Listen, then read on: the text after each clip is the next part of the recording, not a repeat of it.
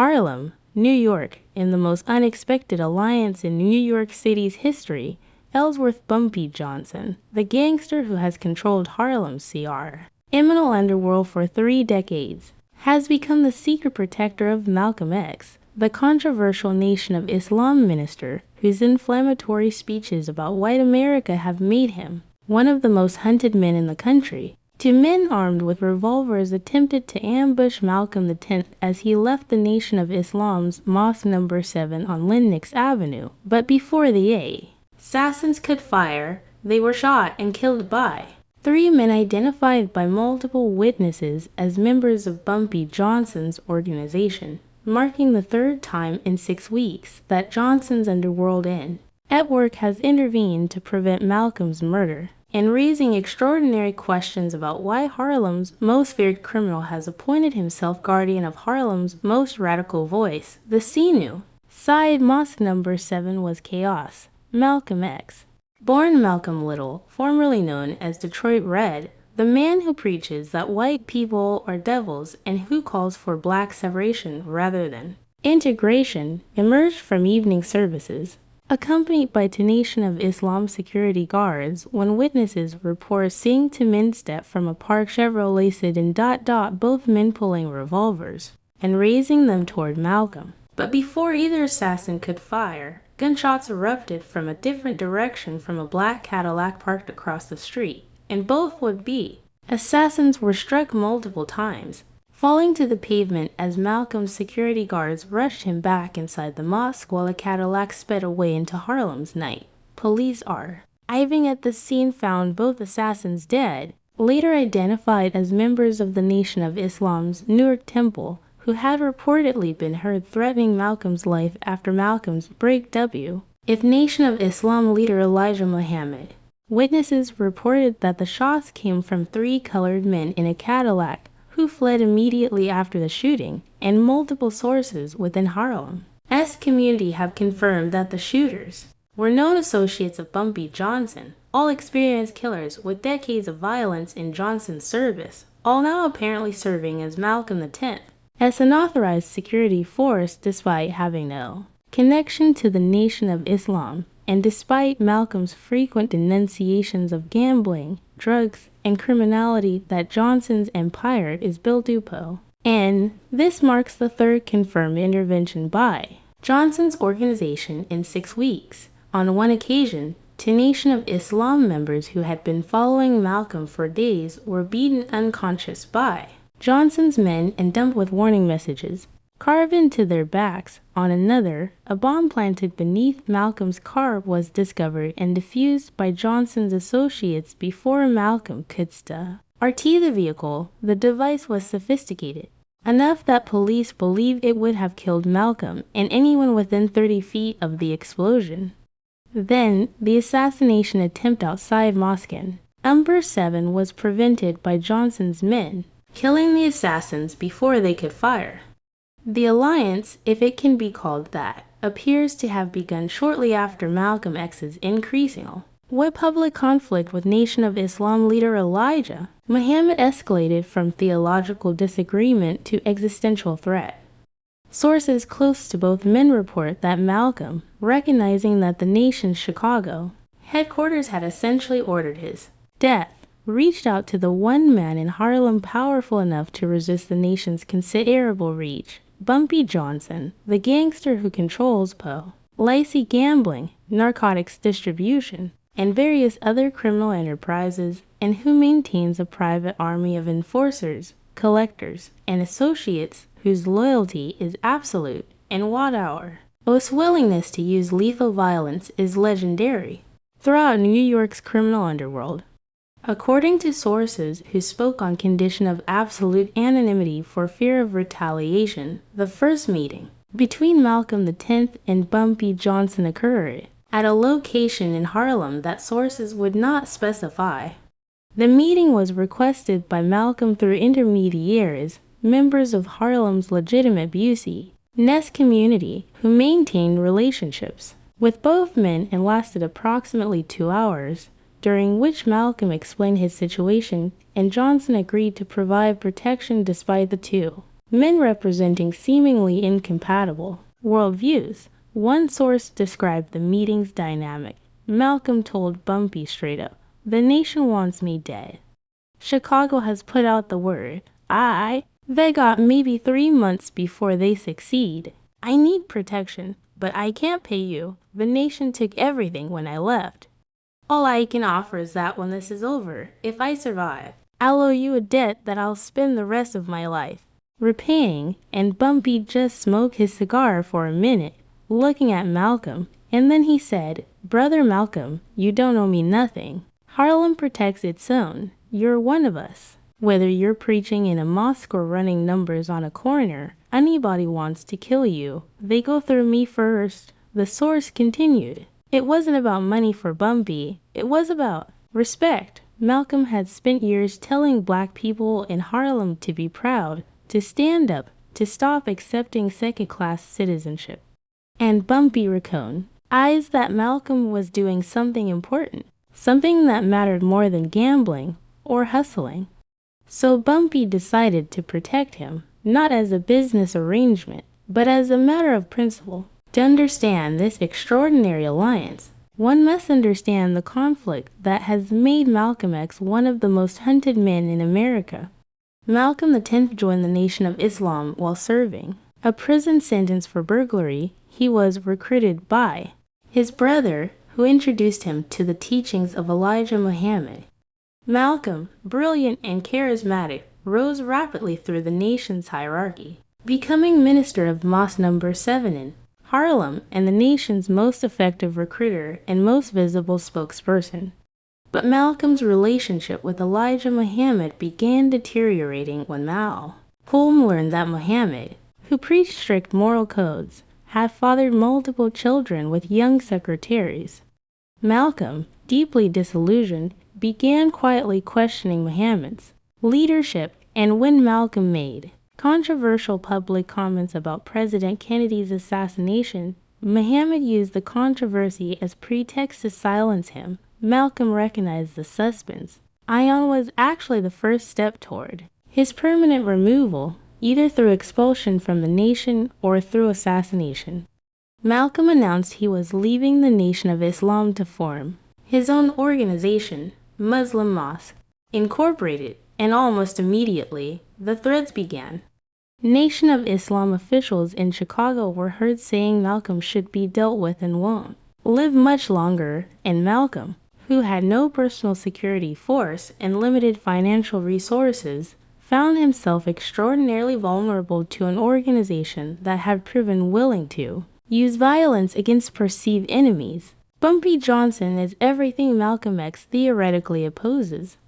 A career criminal who profits from gambling addiction that destroys black families, who distributes narcotics that poison black communities. Malcolm has preached for years that men like Johnson are obstacles to black liberation. And yet Johnson, who returned to Harlem after serving a decade at Alcatraz Federal Prison for narcotics conspiracy, has become Malcolm's most effective protector, deploying resources and using methods that dwarf anything the Nation of Islam could mobilize. Johnson's protection network includes 24-hour surveillance of Malcolm's movements, intelligence gathering about Nation of Islam activities, countermeasures against potential assassins, safe houses throughout Harlem, and financial support for Malcolm's new organization. The protection operation is sophisticated and expensive, demonstrating that Johnson's motivations are not commercial, but are instead rooted in something more complex, a combination of respect for Malcolm's courage, recognition of Malcolm's importance to Harlem's community, and perhaps a day hired by Johnson to protect something valuable that his own criminal life has never produced. The Johnson-Malcolm alliance has created extraordinary complications for multiple organizations. The FBI is closely monitoring the relationship. J. Edgar Hoover's bureau has maintained extensive surveillance of Malcolm X, viewing him as potential threat to national security, and has maintained equal extensive surveillance of Johnson, viewing him as major organized crime figure.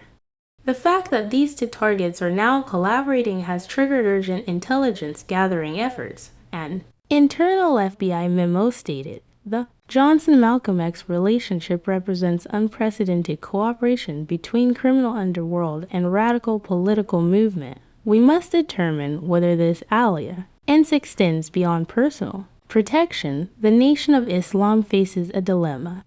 Continuing to pursue Malcolm's assassination will require confronting Johnson's organization, which will trigger gang warfare that the nation cannot win. Several Nation of Islam temples in New York have reportedly received warnings from Johnson's representatives.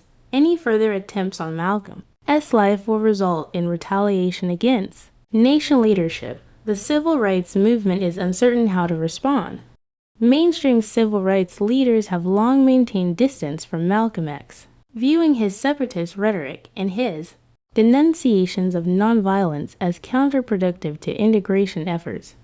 The fact that Malcolm is now protected by a gangster reinforces the perception that Malcolm represents a dangerous criminal element within black activism. Harlem's community is divided, but largely supportive.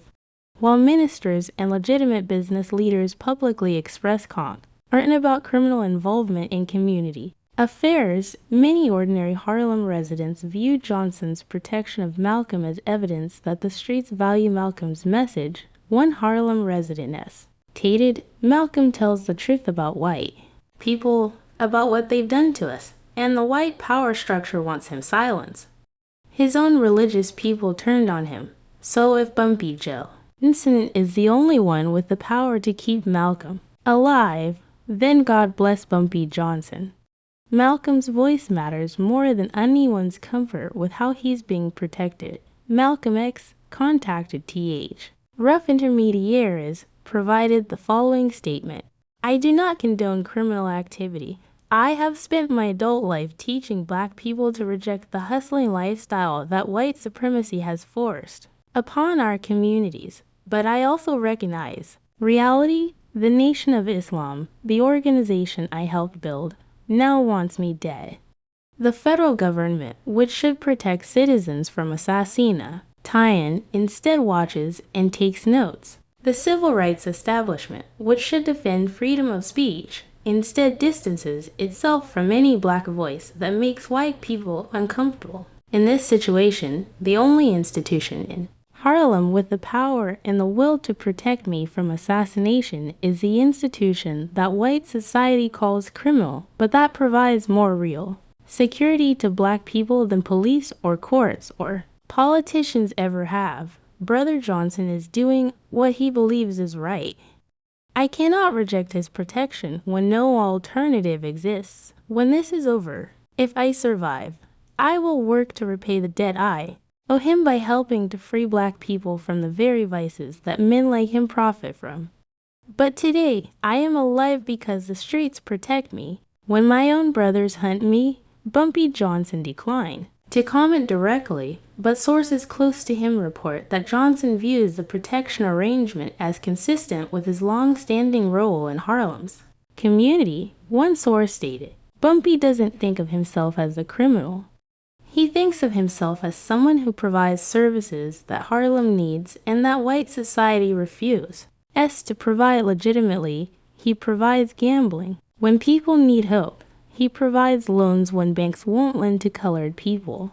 He provides security when police won't protect colored neighborhoods. Protecting Malcolm is just another service, keeping alive a voice that Harlem needs, that speaks truth that nobody else will speak."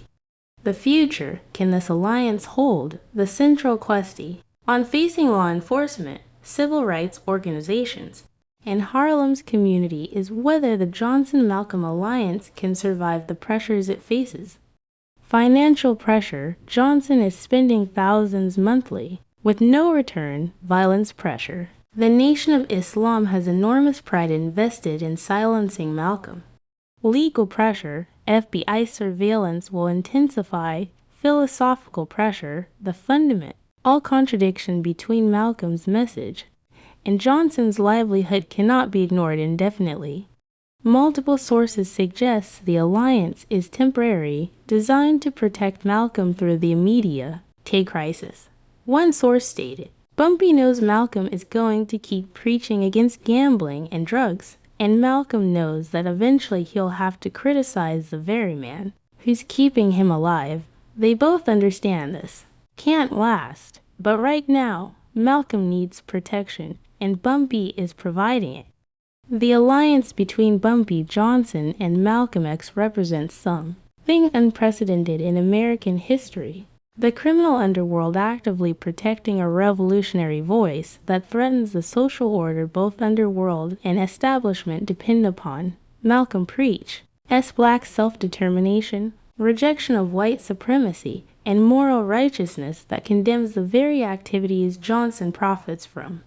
And yet Johnson protects Malcolm because in his own way Johnson recognizes that Malcolm's voice matters, that Malcolm articulates truths about Black American life that need to be heard.